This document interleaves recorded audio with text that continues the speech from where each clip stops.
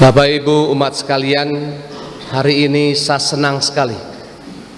Kita semua orang Bali asli dengan kamen-kamen yang bagus.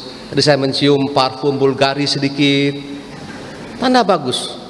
Ada yang lipstiknya melebar sedikit, tapi tidak apa-apa. Apa yang sebenarnya kita renungkan ketika merayakan Minggu Palma? Tadi di Balai Banjar kita mendengar pertanyaan yang mendasar menurut saya sih. Kenapa Yesus memasuki kota Yerusalem menggunakan keledai? Padahal keledai pada zaman itu merupakan hewan beban, bukan barang mewah. Yang mewah itu kuda balapan, jerapah, gajah, harimau. Kenapa Yesus memilih dengan takut dan mau memilih keledai? Dalam penelitian bahwa keledai itu volume otaknya itu paling kecil. Karena semakin kecil volume otak makhluk hidup, entah hewan entah manusia, maka hewan itu semakin belok dia.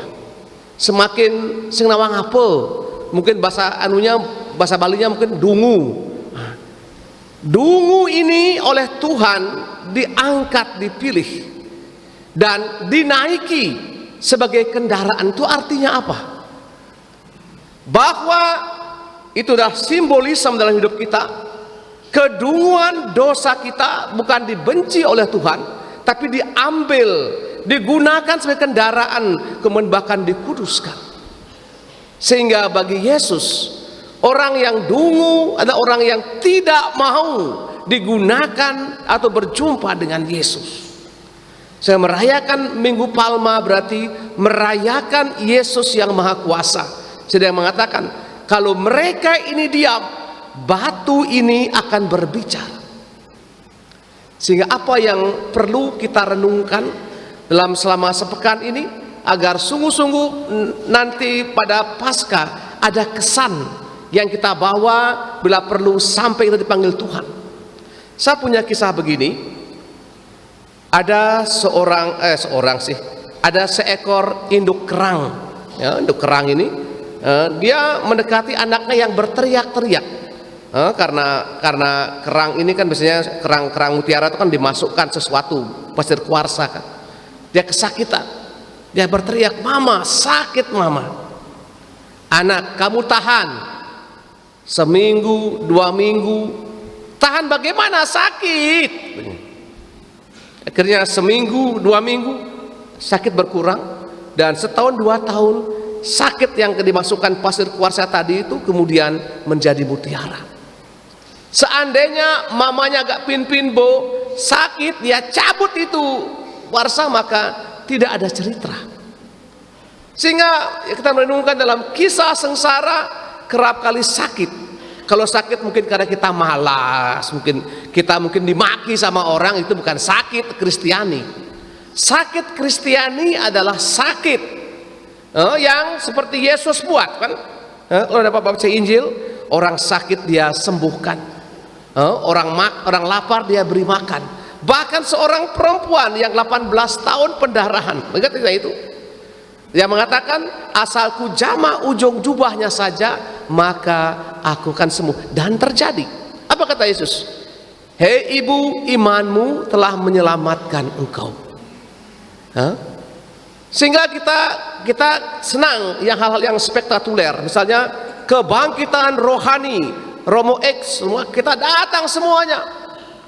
Kesembuhan bukan sekalian. Kesembuhan dalam iman terjadi pertama-tama kalau kita merindukan Yesus, merindukan perbuatan baik, merindukan nyumbang, merindukan merayakan Ekaristi. Itu persekutuan dengan Yesus.